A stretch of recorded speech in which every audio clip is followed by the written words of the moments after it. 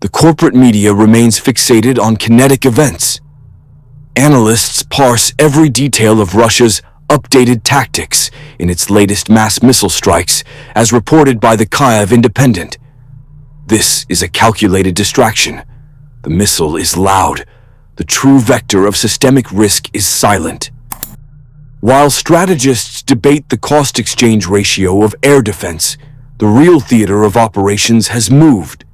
It is 4,000 meters below the surface of the Atlantic and 400 kilometers above it. The targets are not cities. They are the fiber optic cables that serve as the central nervous system of global finance and the satellites that are its eyes. This is the blueprint for creating a blind Leviathan. The West is a Leviathan, a behemoth of economic and military power, but it is entirely dependent on data flow. A coordinated severing of subsea cables, coupled with the blinding of key GPS and imaging satellites, doesn't require a nuclear key turn. It requires specialized submersibles and directed energy weapons. The kinetic cost is zero. The financial cost is infinite. It triggers a systemic solvency crisis overnight. In a world without data, liquidity evaporates. Markets freeze, logistics halt, credit is non-existent. This isn't an act of war in the 20th century definition. It is a switch that turns the global economic system off. According to analysts at RUSI, the capability and doctrine for this attack vector are already in place. Asymmetric escalation protocol dictates that when a nuclear-armed power faces an existential threat to its statehood, it will not accept a conventional defeat. It will shift the conflict to a domain where it has leverage. The silence is not peace. It is the sound of the enemy changing the rules of the game. The kinetic phase of the Ukraine conflict was not a bid for territory. It was an act of extreme financial desperation. Every state actor, stripped of ideology, functions like a corporation with assets and liabilities. Its primary liability is its own population. For years, the Russian Federation was facing a systemic solvency crisis. According to analysis from institutions like CSIS and RUSI, the war was profoundly unpopular domestically, creating a catastrophic liability on the Kremlin's political balance sheet. The immense kinetic cost of the initial invasion, met with hardening Western economic sanctions, failed to produce a return. The venture was failing. The solvency crisis was accelerating. This is the pivot point. When a state actor's primary strategy creates an existential threat to its own solvency, its operational doctrine does not permit defeat. It mandates a pivot to asymmetry. The state is forced to abandon the high-cost conventional battlefield and escalate to domains where it can inflict disproportionate costs. This shift is not theoretical, it is documented. Reports of Russia employing updated tactics in its mass missile and drone strikes are not merely technological advancements. They are symptoms of this forced evolution. Weakness in the conventional domain mathematically necessitates a pivot to asymmetric vectors. The objective is no longer to win on the ground, but to make the cost of your adversary's victory systemically unbearable. The central mechanism is economic. Analysts at the Royal United Services Institute, RUSI, document the emergent battlefield mathematics. A modern main battle tank represents a capital asset valued at approximately $5 million. The cost to achieve a kinetic kill on that asset using a first-person view drone is as low as $500.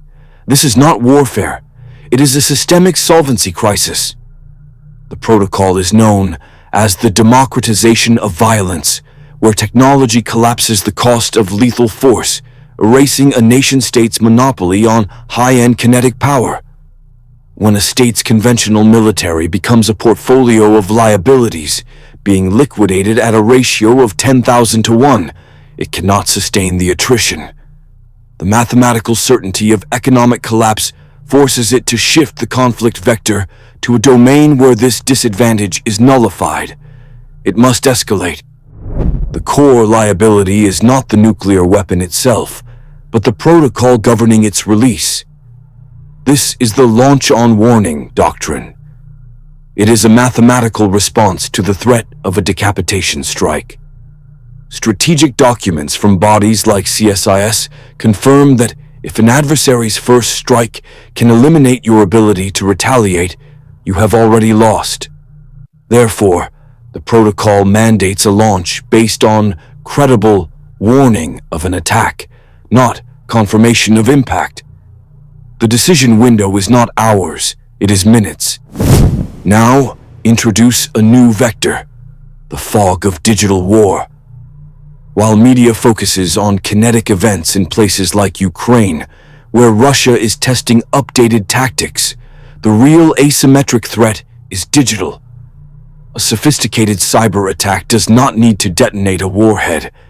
It only needs to blind the early warning system.